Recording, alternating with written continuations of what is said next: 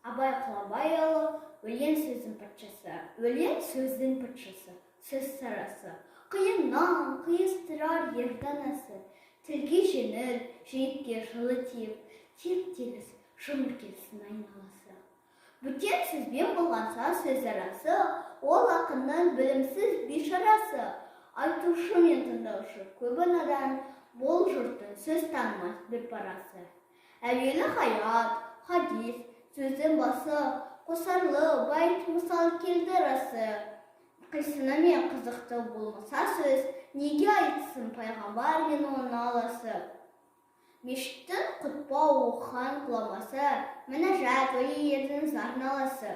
Бір сөзін бір сөзіне қиыстырар, әркімі келгенінше өз шамасы. Өлеңге әркімнің ақ бар таласы, сонда да солардың бар таңдамасы.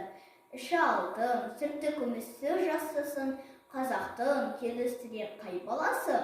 Бұрынғы ескі биді тұрмас барлап, мақалдап, айтар екен сөз қосарлап. Ақындары ақылсыз надан келіп, көр жерді өлең қыпты жоқтан қырмап. Қобыз бен домбыра алып топты санап, мақтау өлең айтыпты әркімге арнап.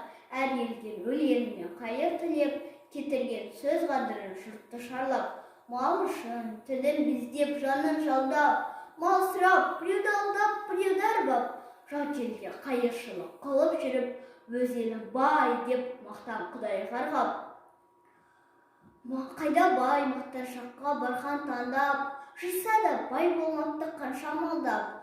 Қазаққа өлең деген бір қадірсіз, кетір бұл жырақ көрінеді солардан да.